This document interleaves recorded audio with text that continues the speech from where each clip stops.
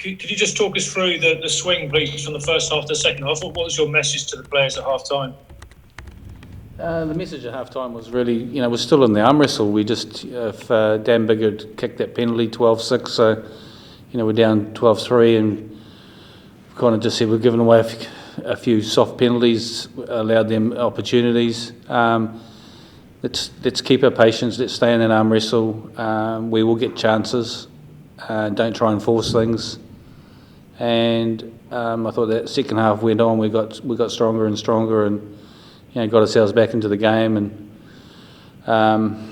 but it was a really tough, tight test match, and bounce to the ball it could have got anyway. And thankfully, we've come from behind and finished really strongly. And I thought the last few minutes we were excellent. Did you feel like you were in control in that second half? Although it was very tight on the scoreboard, you did seem to be on the ascendancy. Yeah, I just thought we started to get some dominance in our forward carries, and obviously the try from the maul was pretty important. Scrum stabilised, and we got a bit of dominance there.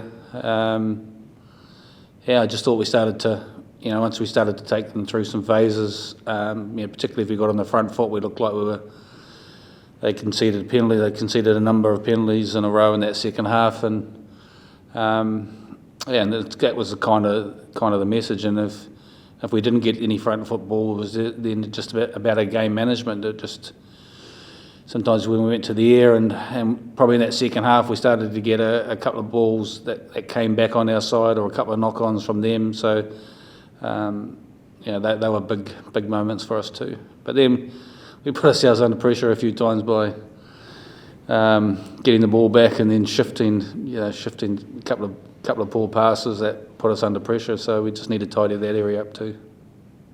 So with South Africa 1-0 down in the series, what are you expecting from them in the second test? They'll be, from them it was both teams. You look at it and go, it's a bounce of the ball, could have gone any way. A couple of calls as well, and if they'd been different, might have affected the result.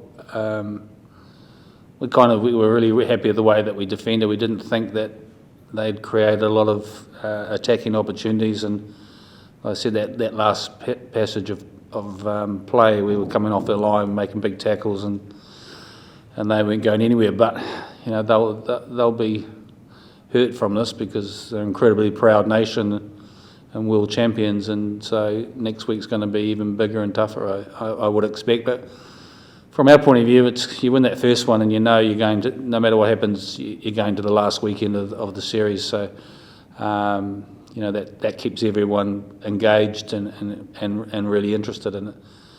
The message to the players, it wasn't just about the 23. This is an incredibly tight group of players that have, and the non-23 did a brilliant job this week in helping that Test 23 prepare, and so it was the victory was as much about them and the whole squad than just the guys who took the field. Thank you, Warren. Cheers. Yes. Hi, Warren. A similar question. If you dented their ego in the South Africa A game, which you lost, what do you think you'd have done psychologically to them in the second half, and what do you do next week to prepare for the backlash? I don't know. I made that comment in terms of hoping that they would just come harder at us in those areas. I didn't really want them to vary their game too much. So it wasn't so much about denting their ego. It was about us getting confidence from certain aspects of the game. So I thought our line-out was excellent today, and the scrum looked like it was under a little bit of pressure at the start of the game, and we eased into it, and we ended up with a couple of scrum penalties too. So they're going to keep working hard as a group, and they will continue to improve in those areas. And for us, we feel like there's a lot more in us too. I just thought from conditioning side, we look like we're just getting stronger and stronger, and are able to keep the intensity and keep the pace going for the whole 80 minutes, and that's a really pleasing aspect of how hard we've worked over the last 6 weeks or so. And a quick assessment of Itoje and Courtney Lawes' performance, especially Courtney, who was obviously the guy you only included at the sort of last minute in the squad. Oh, I thought he was brilliant. I just thought his line-out stuff was good. Some great carries and footwork. Murray's had one turnover, a carry where he's probably gone in too high, but he's worked incredibly hard. I just thought those players they all put in a really big shift, and then I thought the bench was great for us. I thought the impact of our bench was probably more significant than their bench was, and that was pleasing, and then the energy from the rest of the staff and the players in the stands in terms of encouraging our boys, and any turnovers or anything that was positive was immense as well. Good evening, Warren. It's Kaniso here from Sport 24. With the Boks having issues with COVID leading into the test match, do you feel that they were slightly underdone actually leading into the game, and it started to show in the second half? Yeah, I mean, look, they've had their own challenges with players not taking a full part in training and stuff, and they've only had a couple of games together, and a little bit like us, at times you got limited preparation, you're playing 2 games a week, it's quite hard in preparing for internationals. They came out really strongly out of the blocks in that first half and put us under a bit of pressure, so I expect that they will be a lot stronger in the next 2 matches. They will. They'll be pleased with the way they started, but probably not so happy with their second half performance. But they'll be like us. They'll go back and look to work and improve on things for next week. And one more from my side. Do you often, I know it's easy to speak when you're from the winning side, but do you feel that some of the decisions from Nick Berry did kind of sway towards the Lions? No. James. Hi Warren, it's James from Planet Rugby. Congratulations on the win, you must be delighted.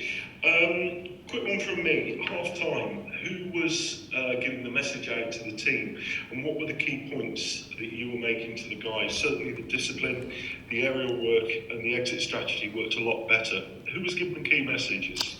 Yeah, just at half time we normally give the guys some time to. We don't go in with messages straight away, just some, they rehydrate and take some fluids on, give them a bit of time to gather their thoughts, and then the forwards and backs will meet as units, and then Tandy will deliver something from defence, and Gregor will talk about attack stuff, and then I finished off with some points, and so the message from me was that we're still in this arm wrestle, even though we're down. Just keep our composure. We'll get some opportunities in the second half, and when we do get some opportunities, we spoke about, if we got easy 3 points in front of the post, let's take the 3 points. If it was a bit wide or a bit longer out or a bit closer to the touchline, then to put them into the corner and squeeze them that way. Also spoke about some of the soft penalties that we'd given away in the first half and making sure that our discipline was better in the second half, which it was, and just being a bit more accurate with our kicking game and looking to get some of the scraps from that aerial battle, and I think that sort of turned for us in that second half. And was that's the kick to touch for the line out? That was an actual conscious decision. We actually discussed the possibility of that half time, yeah? Sorry, what was that? The kick for touch. Yes, yeah. We wanted to. We kind of felt that we weren't. They were the same. They never really got into our 22 and put us under pressure. And we felt that with a couple of those penalties, we wanted to get them to the 22 and really look to keep them down there and to pressurise them and to try and get some points from that. And so, we mauled exceptionally well. I thought, particularly that second half, got a couple of penalty opportunities and have scored a try. So. Yeah, it's just about getting that balance right between when you take your 3 points and even though it's 3 points, it does relieve a lot of pressure on them.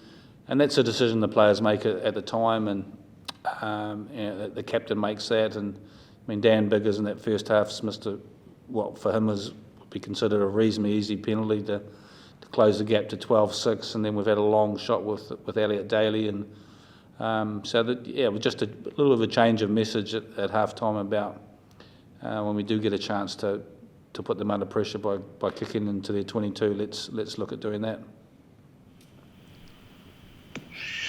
Hi Warren, I'm Luis Chiesa from ESPN Argentina. Congratulations on the victory. Thank you. In the first half, the South African forwards pack became strong, and in the second half, the Lions were able to dominate. What do you think of the great performances, particularly from Itoje Lawes and Itoje? Yeah, I thought both of them were outstanding. I thought Courtney carried exceptionally well. He was strong. The big thing was when we started to get some ball on the front foot, it just stopped a little bit of their line speed. We were able to play through some phases, and we got some reward from that. I thought Maro was immense as well. Both of them had outstanding games, and it was a key for us really. I thought we made some good decisions when to bring the replacements on, and they all had a big impact for us coming off the bench too. But definitely. Courtney and Maro's impact was significant. Hi Warren, congrats on the win. Jack Conan told us earlier this week that it was going to be the biggest game that he's played of his career. How did you think he stepped up to the mark? Jack did what he does do well, and the reason we picked him, he doesn't make mistakes. He's incredibly accurate.